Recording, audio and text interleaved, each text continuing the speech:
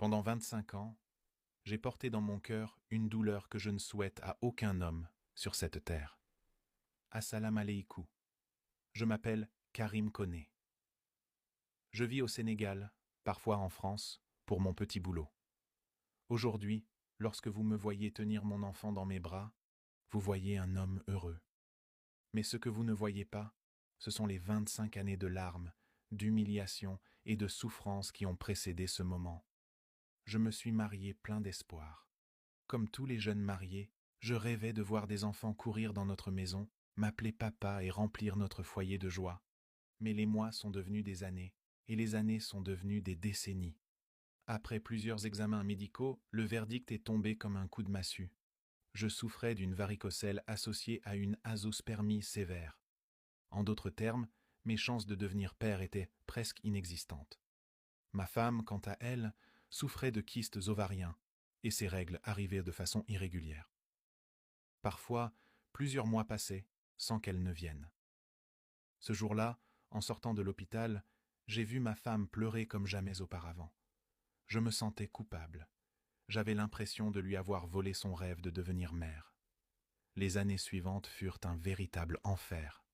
Nous avons consulté partout où l'on nous disait d'aller. Nous avons dépensé nos économies dans des examens, des consultations et des traitements. Chaque fois, nous repartions avec un peu d'espoir, puis une immense déception. Dans la famille, les langues se déliaient. Certains disaient ouvertement que notre mariage ne servait à rien sans enfants. D'autres demandaient à ma femme pourquoi elle restait avec moi. Certains me conseillaient même de prendre une autre épouse. À chaque naissance dans notre entourage, nous sourions devant les gens, mais une fois rentrés à la maison, nous pleurions en silence. Ma femme passait parfois des nuits entières à regarder les vêtements de bébé qu'elle avait achetés des années plus tôt dans l'espoir d'un miracle. Les fêtes de famille étaient redevenues un cauchemar. Les enfants jouaient partout autour de nous, tandis que nous cachions notre douleur derrière des sourires forcés. Avec le temps, ma femme a commencé à perdre confiance en elle. Je la surprenais souvent seule dans une pièce, les yeux remplis de larmes. Et moi, en tant qu'homme, je souffrais en silence. Je me sentais inutile. Je me demandais pourquoi la vie nous infligeait une telle épreuve. Après 25 ans d'attente, nous étions épuisés. Nous avions pratiquement abandonné tout espoir de devenir un jour parents.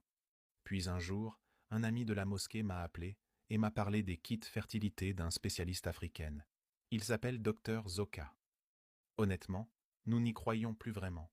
Nous avions déjà connu tellement de déceptions. Mais nous avons décidé de tenter une dernière fois. Les semaines ont passé. Nous utilisons tous les produits du Dr Zoka